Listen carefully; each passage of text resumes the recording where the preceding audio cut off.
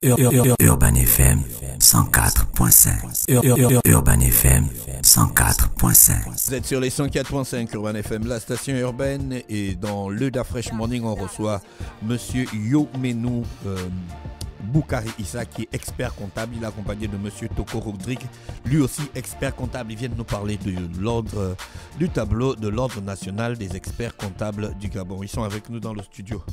Monsieur Yomenou, bonjour. Rapprochez-vous du micro, s'il vous plaît. Bonjour. Monsieur Toko, bonjour. Bonjour. Merci d'avoir accepté notre invitation. Vous êtes des experts comptables, c'est ça? Oui, c'est ça. Oui. D'accord. Vous êtes expert dans la comptabilité. Exactement. Ou bien il y a autre chose qu'il faut ajouter? Expert comptable, c'est deux mots, expert et comptable. C'est vrai D'accord. qu'on est expert de la comptabilité, mais on est expert également dans pas mal de domaines. Desquels, par exemple? Pour en Mais- citer quelques-uns. Tels que la fiscalité, on est habilité on peut accompagner des dirigeants ou des entreprises au niveau de la fiscalité, au niveau du juridique, pour n'en citer que ceux-là. Vous faites partie donc de l'ONEC, Oui. l'ordre national des experts comptables du Gabon. C'est ça. D'accord. Ça existe depuis combien de temps? L'ONEC a été créé en janvier 2018 par une loi, la loi 22-2017, qui a été promulguée donc le 26 janvier 2018. L'ONEC existe, on est à notre quatrième année. C'est ça. Ouais. Nous sommes à notre quatrième année d'existence et chaque année, comme vous le voyez, on publie un tableau. Le président, c'est Franck Simamba. C'est ça. D'accord. Monsieur Et Franck il dit Simamba. dans l'édito de votre tableau qu'il n'y a aucune raison de sombrer dans le pessimisme des experts comptables au cœur de la sécurité et de la résilience des PME. Vous comprenez ce message? Ça veut dire quoi exactement?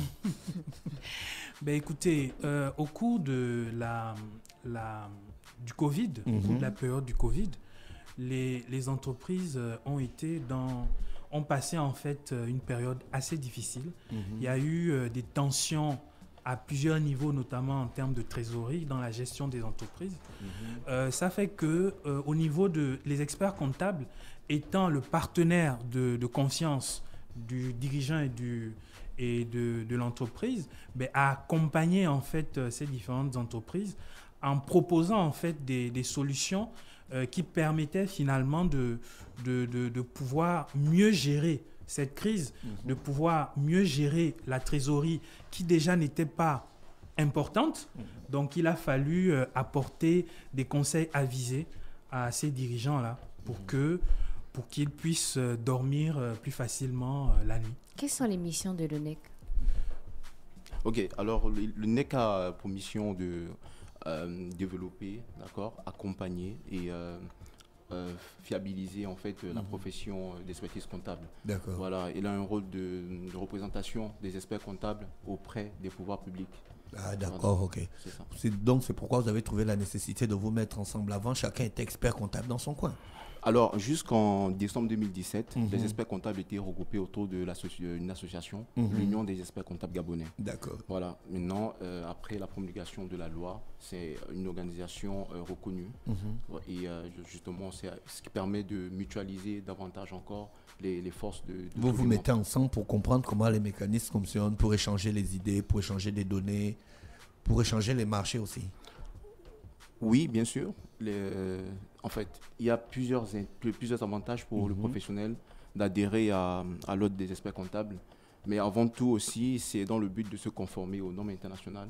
Parce que dans tous les pays aujourd'hui, les professionnels sont rassemblés autour d'un ordre. D'accord.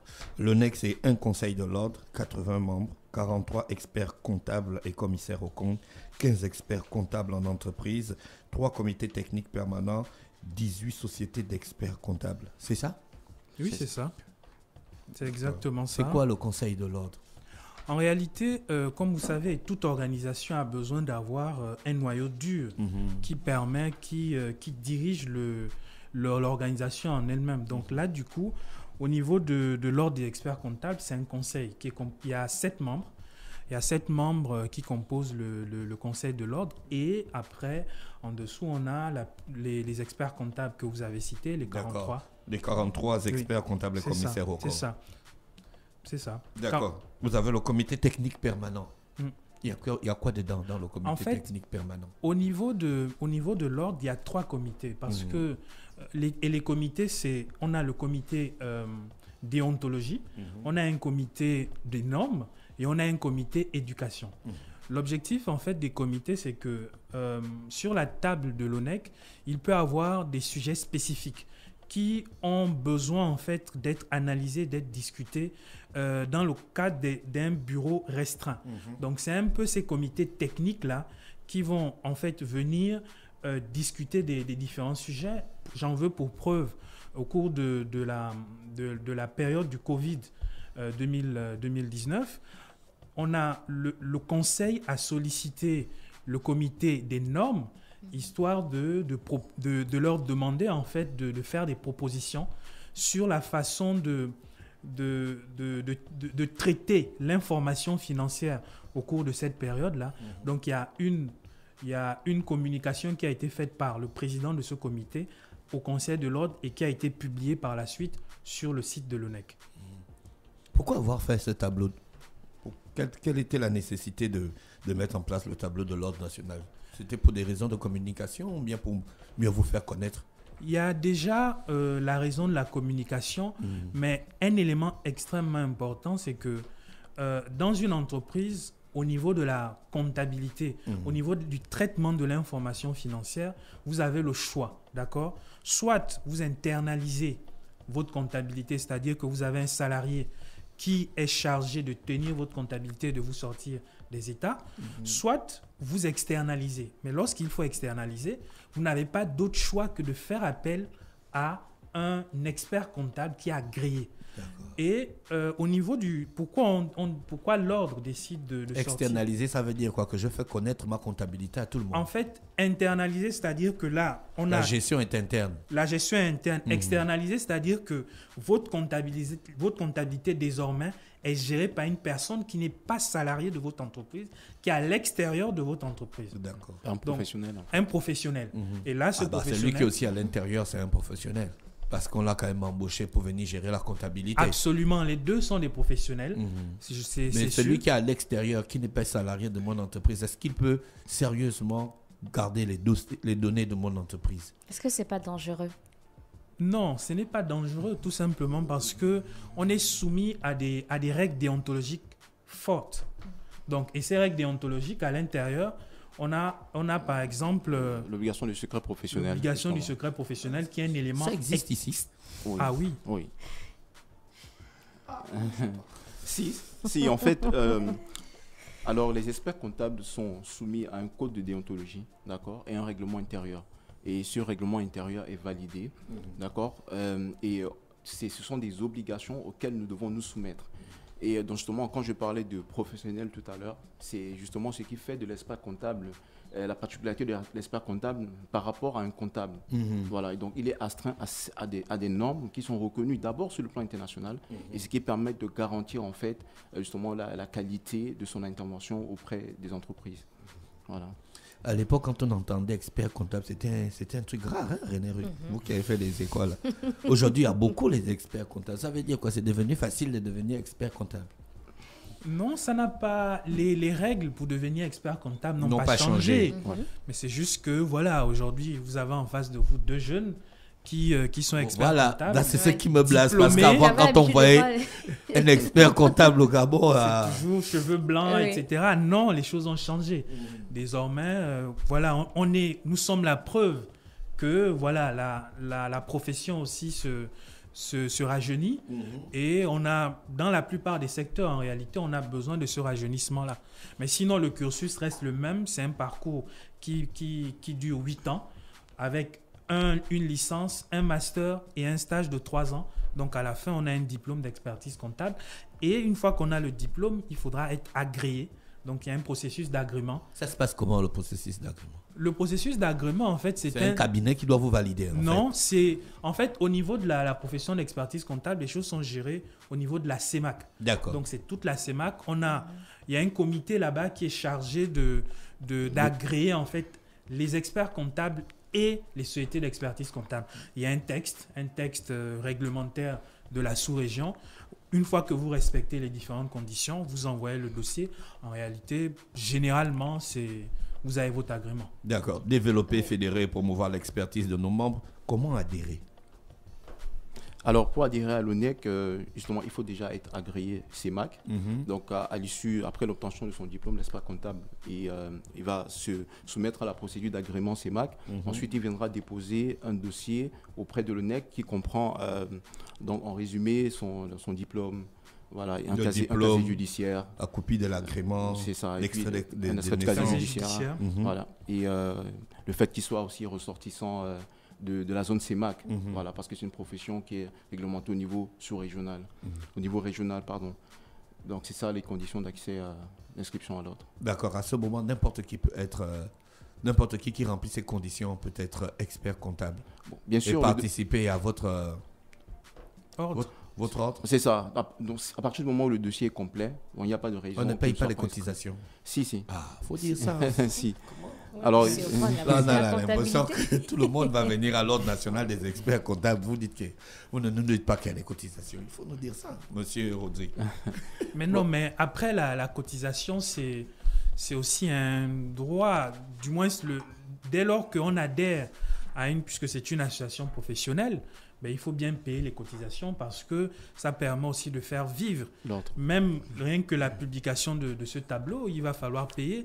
C'est la cotisation des membres qui sert à financer ce tableau. D'accord. Vous, en tant qu'expert comptable, chacun est dans son entreprise. Absolument. D'accord. Chacun a un cabinet d'expertise comptable. Et c'est maintenant au moment de prendre des grandes décisions que vous vous retrouvez dans l'ordre national des experts comptables. Des décisions qui auront un plan national, bien sûr, qui et va au-delà de vos propres entreprises. Oui, on peut le dire comme ça, ouais. Dans votre tableau, je vois la Fédération internationale des experts comptables. Vous êtes-vous affilié? En fait, c'est oui, en fait, c'est voilà, c'est un organisme international qui regroupe des experts comptables professionnels de plusieurs pays. Effectivement, l'ONEC est justement membre de la FIDEF. D'accord, Voilà, ok. c'est ça. Et vous avez un siège? Oui. C'est où ça se situe où? Alors, le siège se situe au boulevard Triomphal, en face de Mbolo. Oui. C'est un siège ouvert au public où on peut avoir avoir une documentation, avoir des éléments pour comprendre comment ça fonctionne et plus précisément pour, par exemple, susciter des vocations, ou bien c'est fermé, c'est pour le travail. Et il est ouvert à tout le monde, justement, si vous avez besoin de plus d'informations. Pour la petite histoire, il y a des entreprises, par exemple, qui viennent s'assurer que leur expert comptable, leur comptable est bien inscrit sur le tableau. Et juste pour rappeler que nul ne peut porter le titre d'expert comptable s'il est inscrit au tableau de l'ordre. Donc, toute personne qui a besoin d'informations complémentaires, il peut se rapprocher. Il y a un secrétariat qui est ouvert et qui peut recevoir à tout moment. Est-ce que vous êtes en partenariat avec les écoles pour les stages des étudiants? Oui, avant de répondre, juste pour ajouter à ce qu'il disait, la profession, comme vous l'avez vu, comme vous l'avez remarqué, elle se modernise. Donc, en plus du siège social, on a un site internet, nous avons des pages sur des réseaux sociaux, LinkedIn, Facebook, etc.